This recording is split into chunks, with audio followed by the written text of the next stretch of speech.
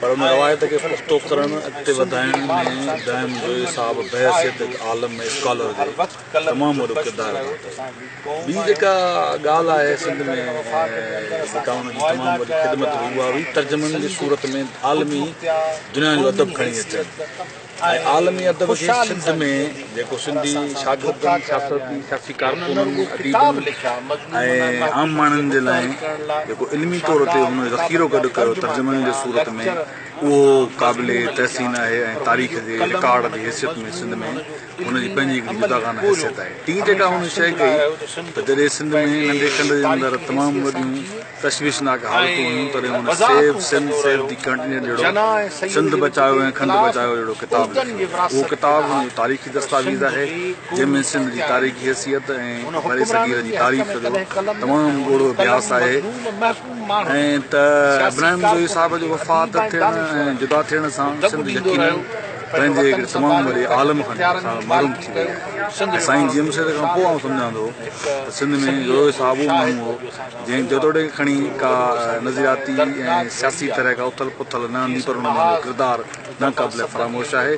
जिते बि साईं जमशेद जो ज़िक्र थींदो जिते बि सिंध जे तरक़ी पसंद लिबरल रोशन ख़्याल ऐं सेक्युलर जदोजहद जो ज़िक्र थींदो उते जोई साहिब खे यादि रखियो वेंदो। जोई साहिब सदियुनि जी सदा आहे जोई साहिब सिंध जी तारीख़ जो अणवर संदर बाब आहे। अॼु असां हुनखे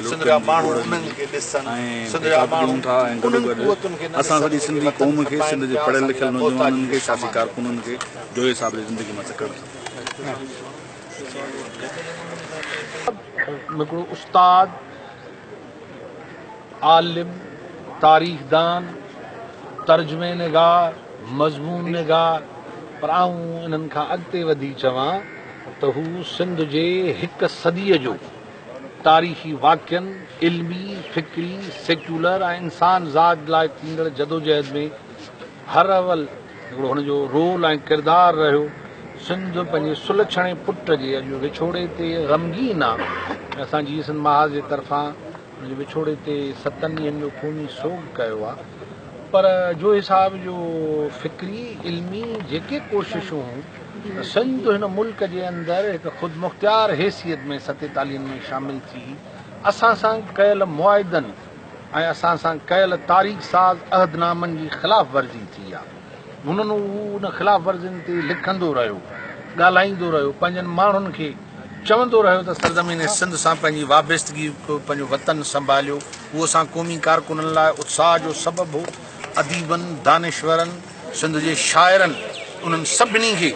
इन्ही दग तरफ़ वठी वियो त सिंध महकूमी मज़लूमियत ऐं हिन ग़ुलामी मां निकिरे। हुनजी कोशिशि उहा आई। हुन किताब तर्जुमो कया इल्म तदरीस मज़लूमनि जे लाइ त मज़लूमनि जे लाइ हुन उत्साह भरिया किताब तर्जुमा कया। उहा शाइरी हुन तरतीब ॾिनी